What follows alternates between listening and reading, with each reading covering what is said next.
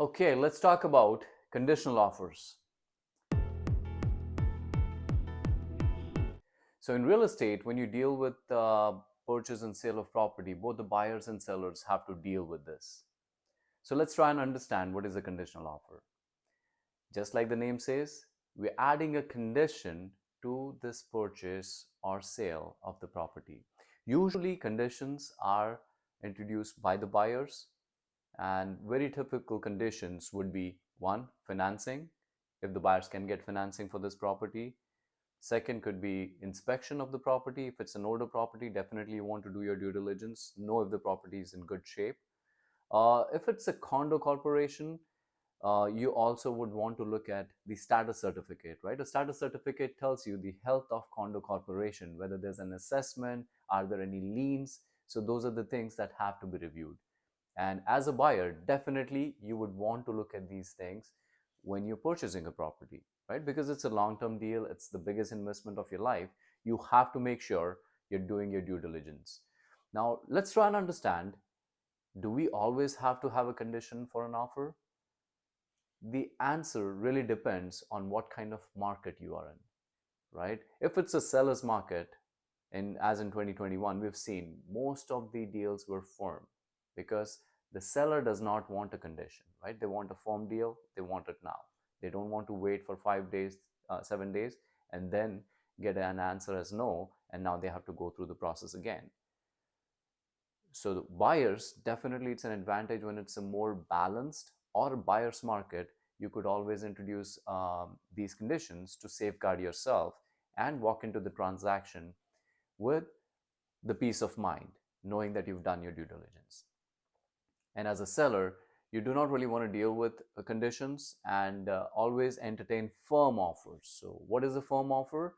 The firm offer is firm right when both the buyers and sellers sign the agreement and say, yes, I am purchasing this property at this price. You give an offer, the seller accepts it, they sign and send it back to you, and you put your deposit in. It's firm deal. You have to proceed with it no matter what.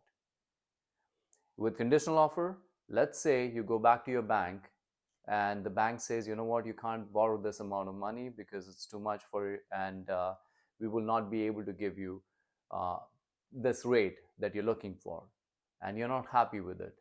So at that point, you have the option to back out of the deal. Depending on how the clause has been written, buyers are usually protected with this clause, and they have the right to refuse or proceed with the transaction, and they will get all their deposit back. You could do that for the financing condition if you're not happy with your inspection report, or if you're not happy with the status certificate, you could always back out of the deal. Now, as a seller, as you know, when the market is more balanced or it's a buyer's market, you will have to deal with this. What can you do to safeguard yourself?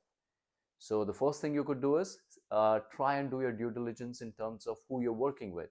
And especially when you have an experienced agent on your side, they would always do this for you. You want to make sure you've already questioned buyers about their financial health, right? How much do they earn? Have they already spoken to the bank? How much down payment they have? Where's the money coming from? So these questions will help you answer if they will be able to get the mortgage for this property. And when you sign this deal, you know for sure, unless something really goes wrong, they will proceed with it, right? So it gives you some confidence with these clients. The other thing that you could do is, which I always advise my clients, you have an escape clause in the agreement. So what do we mean by an escape clause? The escape clause gives you an option, or just like the buyer, that they can get out of the deal if they don't like the financing or if they don't like the inspection report.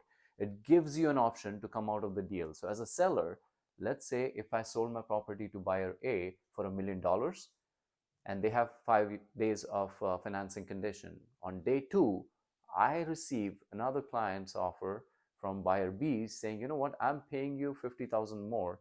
I want this property, and this is a firm offer. And I'm in a dilemma because for next 3 days, I can't accept this offer, right? So what can you do? If you had an escape clause, this gives you an option to offer, go back to buyer A, tell them, I have another offer. So I'm giving you an option to firm up your deal within 24 hours. And if they do so, you've already accepted their offer, you can proceed and close this deal. Or if they're not ready for it yet, you now can go back and make an agreement with the other party, because already you've given them an option. You have an escape clause to come out of that agreement, pay them their deposit back, and close the deal with buyer B. So that way, you're not stuck with buyer A for 5 days, and after 5 days, if they're not able to get through their financing or not happy with the inspection report or status report, you're back to square one, where you have to relist your property, have to go through the whole process. Meanwhile, you've lost 5 days, and you might also lose the other buyer, right? So you have to be very careful when you are getting into an agreement, especially when it's conditional. As a buyer or seller, please take advice from your lawyers, please take advice from your real estate agents. They are the experts, and they should be working in your interest. And if you have any further questions, please feel to reach out on my number here. And once again, this is Dan Bachir from Right at Home, your friendly neighborhood realtor. Thanks for watching.